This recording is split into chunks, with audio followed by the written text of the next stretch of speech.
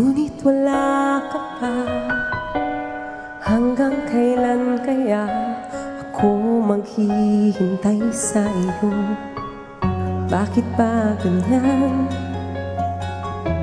Ngayon lumisan pa. Ang tanging hangad ko lang ay makapiling ka. Sana ngayong Pasko ay maalala mo pa rin ako. Hinahanap-hanap pag-ibig mo. At kahit wala ka na, nangangarap at umaasa pa rin ako. Muling makita ka at makasama ka sa araw ng Pasko.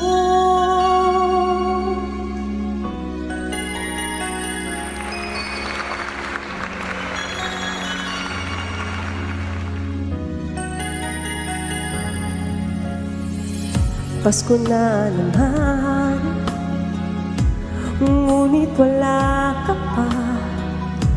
Hanggang kailan kaya ako maghihintay sa iyo? Bakit ba naman kailangang lumisan pa? Ang tanging hangad ko lang ay makapiling ka. Sana ngayong Pasko ay maalala mo pa rin ako. Hinahanap-hanap pag-ibig mo.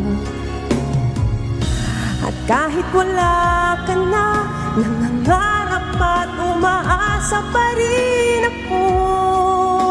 Muling makita ka at makasama ka sa araw ng Pasko. Sana ngayong Pasko ay maalala mo pa rin ako. Hinahanap-hanap pag-ibig mo. At kahit wala ka na, nangangarap at umaasa pa rin ako. Muling makita ka at makasama ka sa araw ng Pasko.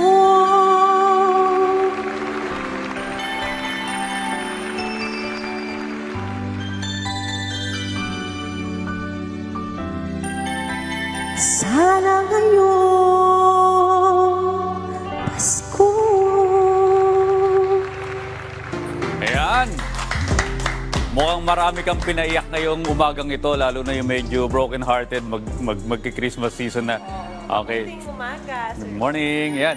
Kilalanin po muna natin ang ating performer of the day na hindi lang basta singer, abay business woman din po. Kasama natin ngayong umaga si Miss Jana Reyes. Good morning. Welcome sa Rise and Shine. Good morning. Good morning, Sir Audrey. Good morning, Sir Audrey. Ayan, una sa lahat, paano ba ako magsisimula, no? First time mo dito? Oh, yeah. Yeah, it's my first time here and I'm so na-overwhelm ako, no? Sobrang bait ng mga staff and thank you kasi in-invite niyo ako para kumanta. Ayan. Well, Ayan. masaya naman kami dahil naramdaman namin yung Pasko Oo sa mga nga. inawit mo. Para sa mga OFW natin yan, abroad, you know, when you're long distance with your family, it's very hard for us to spend Christmas with our jobs, diba? Okay. Well, ito, Jana, ha, kwento mo rin sa amin na nag-work ka rin sa abroad as a singer before at nagmo-model ka rin. So, kamusta yung journey mo? Nag-abroad ka, kumakanta ka, nagmo-model ka rin. Bagay, matangkad kang babae. I actually started as an ambassadress. Different country. I went different country for 5 years. And then, being an ambassadress, parang one of my friends told me na, hey Jana, you know how to sing naman eh. Why don't you try? Kasi I'm singing since I was 5-6 years old. Pero I never tried to share it. By that time, medyo kinakabahan. Siyempre, tapos ibang bansa ka pa kakanta, diba? But then, sabi ng partner ko, sa hanap buhay, sa buhay. Sabi niya, you can do it, sabi niya, no? So, when I went there, I spent 2 years. 1 year, my first year, tas umuwi ako. Parang OFW ka na rin. Sobrang hirap, Sir Audrey, no? Tapos, bumalik ako. And then, when I save my money, doon ako nag-start ng business. Ayan na nga ang pag-uusapan Ayan, natin. So, oo. paano mo ba, well, ikaw ay model, ikaw ay singer, ikaw ay OFW. Ngayon naisingit po pang magnegosyo. So, ano ba itong business mo?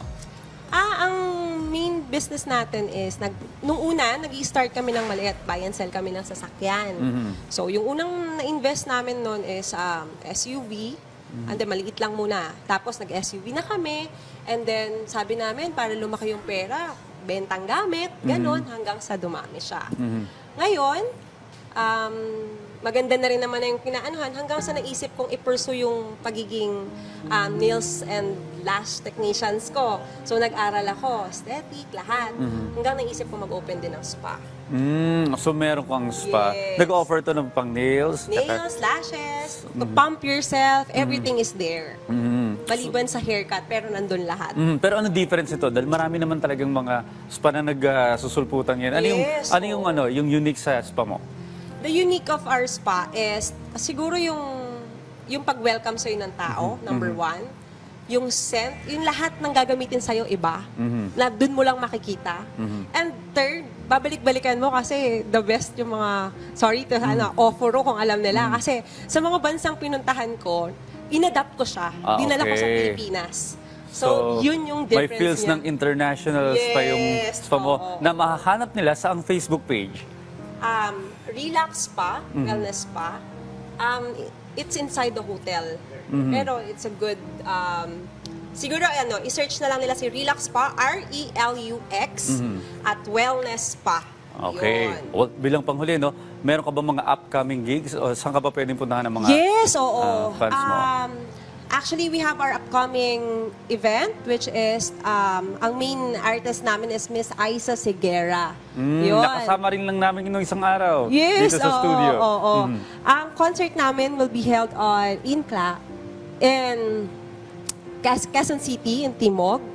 So, mag-aano to on December 13. December 13. Yes, I hope to see you there. I'm with Sai Soriano, Sarah Javier, Laverne Arceo. Marami pa kaming artist na kasama. Well, Ayun. for sure na magiging maganda yung event na yan. Thank you so much, Miss Jana Reyes, and good luck sa pinupursu mong career. Nako, thank you din, Sir Audrey, for inviting me here. And I hope to see you all there. Ayan. Oo. Miss Jana Reyes, mga kaibigan.